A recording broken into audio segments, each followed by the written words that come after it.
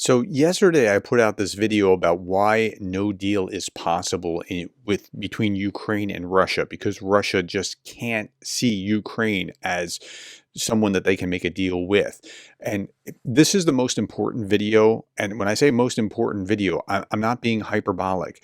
This is the most important video that I have created that will help you understand what can or can't happen in a peace negotiation. Please, please, please watch that. Okay, with that being said, let's look at this. The Russians are not really in that great of a position, but yet they bluff and bluster and say, you better not do this or else. Here's Maria Zakharova. Moscow will regard the permission for Kyiv to strike deep into the Russian Federation as the entry of NATO countries into a direct armed conflict.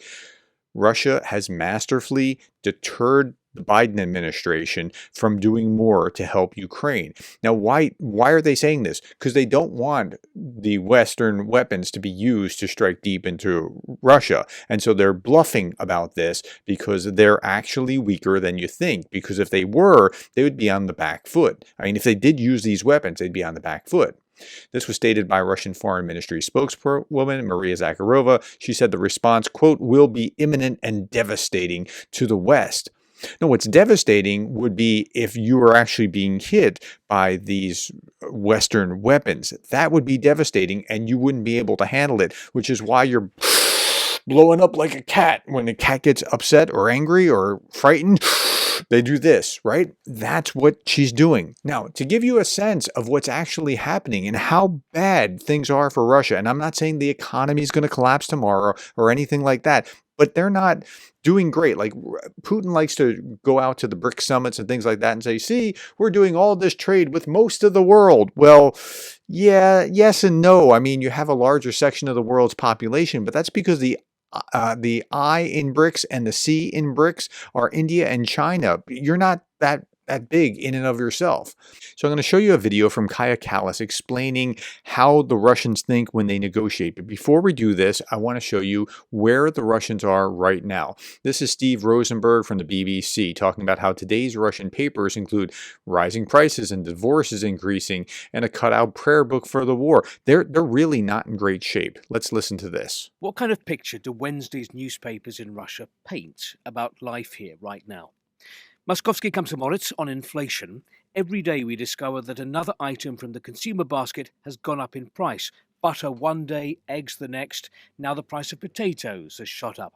Rising too, the number of second-hand. Right? People are actually going to jail. Like this is a thing for stealing butter. That's what's going on. And I just keep seeing these things about the percentage of how much the average Russian is paying to pay their bills. Like if it cost you, let's say 20% for this bundle of goods in the United States, it's costing them 40, 50, 60, depending on what the goods are.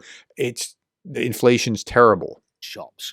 Rising inflation and the departure of Western brands from the Russian market have sparked a wave of interest in second-hand. Brand new goods are more and more expensive, so in the regions, the number of second-hand shops is rising fast. Also going up, according to Komsomolskaya Pravda, the number of divorces. In Russia, 7 out of every 10 marriages break up. And so that's not a healthy sign for multiple reasons. And it's also a sign that this isn't the bastion of traditional values that they are claiming to be. But it's the divorce rate is predicated on very often on economic issues. And you'll see that here as well. Do families fall apart? Main reason, financial problems. Mm-hmm. Nedelia reports that for the first time, our Russian laptops are outselling American ones. Now, that's really interesting because Putin likes to advocate about how, we're going to buy these domestic things. We're going to use these domestic cars, not these Western brands that people like driving around in Mercedes. No, what's wrong with our Russian cars? They're so good. They're just as good as anything else. Well, there's a reason why people were choosing something else. There's a reason even in the US why I drive a Toyota. Okay, so it's the same kind of principle here. And listen to this. Argumenty Fakti writes that these are basically Chinese machines which have been adapted to the Russian market. All the electronics come from Asia, the software too. And that's because Russia doesn't really produce a whole lot. They export oil and gas as 1/3 of their overall income. It's a really problematic thing if you're Russia. Komsomolskaya Pravda's midweek supplement provides a cut-out and keep prayer book for the war, with prayers for those in the trenches, including prayers to prevent being wounded or being taken prisoner, and prayers for those waiting at home, for sons or husbands, and a prayer for Russia's victory. The prayer for a husband at the front line uses the word war, and not the phrase special military operation. Ooh, I'm telling, you're not supposed to say war. That's bad. You can go to jail. Ooh. Nedelia reports a strange court case in Western Russia. One woman took another to court for being called a sheep. Okay, you get the idea. Things aren't all that great in Russia. Now, with all that being said, so we know, let's go back and look at what we know. We know that no deal is possible and the Russian attitude won't permit it. And we also know that they're worried that Western weapons will be used. Otherwise, they wouldn't blow up and try to make themselves puff up, look bigger and badder, and say, these red lines, if you do this, and we're at war with NATO. They wouldn't do that unless they were scared about that thing, right? Otherwise, they just ignore it. And we know that the Russian economy is in bad shape. So with that as a backdrop, let's look at what Kaya Kalla says. This was an interview, I'm pretty sure this is an older interview that I saw like a year and a half ago, but it resurfaced and I thought, yep, that's exactly right. We should show it again. Okay, this is Kaya Kallas of Estonia. She was the, I want to say Prime Minister of Estonia, and now she's in the EU as a head diplomat. Russia is making the demands, Russia is threatening, and now if we think that, oh, let's offer them something, then they actually get something that they didn't have before. And let's stop there for just a moment. When we talk about peace deals and what a peace deal might look like, have you ever heard anybody say, well, how much Russian land are the Ukrainians going to get?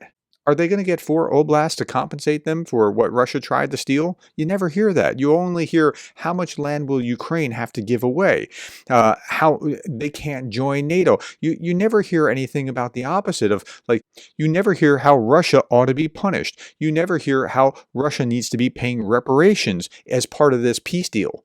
It never comes up. So Russia's getting something for being the perpetrator, and we're rewarding bad behavior. That's what this amounts to. Foreign Minister Alexei Gromyko, Soviet time foreign minister several times, who said about the negotiation tactics of Soviet Union. 3 things. First, demand the maximum. Do not ask, but demand something that has never been yours. Yeah, and that's what they're doing. They're demanding all the way to the borders of those 4 oblasts that they don't control fully, right? Parts of the country, this is how insane this is, parts of the country that they don't even, of Ukraine, that they don't even control, they're saying this is ours and we demand it. A second, present ultimatums, threaten. And a third, present ultimatums and threaten. Does this sound kind of like what she just did?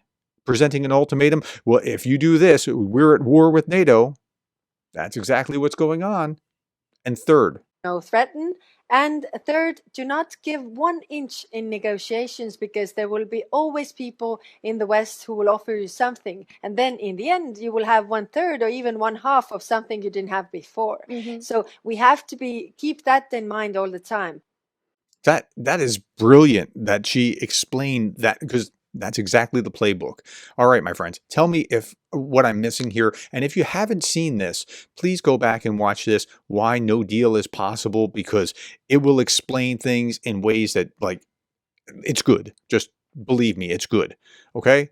So put your comments below. Thank you for your time. Thank you for the likes, the shares, the subscribes, and thank you for being the kind of person that cares about Ukraine.